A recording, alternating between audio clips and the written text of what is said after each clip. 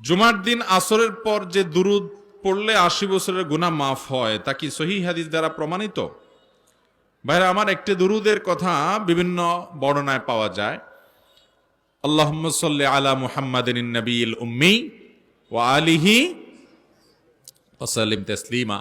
এই দুরুদ পাঠ করলে জুমার দিন আসরের পরে পাঠ করলে ৮০ বার পাঠ করলে ৮০ বছরের গুনাহ মাফ, ৮০ বছরের ইবাদত লেখার কথা বিভিন্ন বর্ণনায় পাওয়া যায়।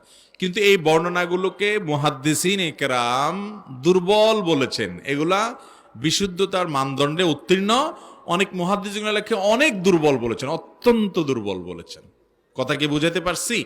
বাকি এমনি জুমার দিন দুরূদ শরীফ পাঠ করা, এটা তো বিভিন্ন বিশুদ্ধ হাদিস দ্বারা প্রমাণিত। এবং দুরূদ পাঠের শ্রেষ্ঠ দিনই হলো জুমার দিন।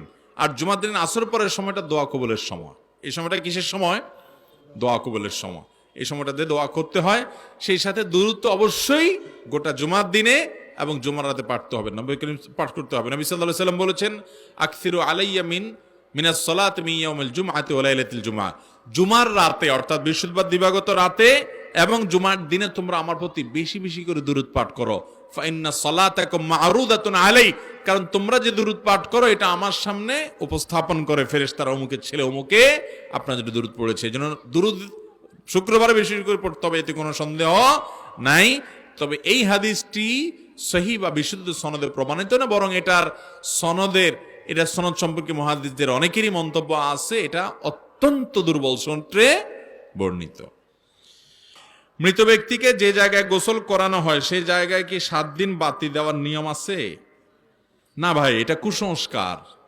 এটা কি কুসংস্কার? মৃত ব্যক্তিকে যে জায়গায় গোসল দেওয়া হয় সে জায়গায় মোমবাতি বা এরকম চেরাগ, হারিকেন এগুলো জ্বালায় রাখা, ছোটবেলা আমরা দেখছি, এগুলো এখন আস্তে আস্তে উঠে যাচ্ছে আলহামদুলিল্লাহ। এখনো অনেক এলাকাতে আছে।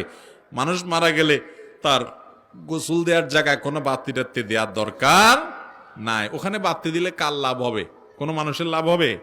ওই টাকা দিয়া যেই মোম ওখানে জ্বালাইতেছেন ৭ দিন ধরে, 7 দিনে দিন রাত ২৪ ঘন্টা মোম জ্বালায় রাখতে হয়, তাহলে কতগুলো মোম লাগবে হিসাব করছেন? যদি আপনার গড়ে ডেলি কত ৩-৪টা বড় মোমও লাগে, তাহলে তো আপনার ৩০-৪০টা মোম দরকার হয় ৭ দিনে। তো ৩০-৪০টা মোম আপনি যদি গরিব ফ্যামিলিতে দেন, যাদের বাচ্চারা মোমের অভাবে পড়ালেখা করতে পারে না, বাতির অভাবে, আলোর অভাবে, হয়তো বিদ্যুৎ চলে যায়, লোডশেডিং হয়ে যায়, খেতে পারে না ভালো করে, তাদেরকে কিছু মোম কিনে দেন। মসজিদে কিছু মোম কিনে দেন, যেখানে হয়তো লোডশেডিং এর কারণে তাদের বাতি জ্বালানোর ব্যবস্থা থাকে না বা কারেন্ট নেই। তাহলে এই মোম কিনে দিলে, মুর্দার তরফ থেকে কিনে দিলে এর সব মুর্দা পাবে ইনশাআল্লাহ। ওইটা বরং আরো ভালো।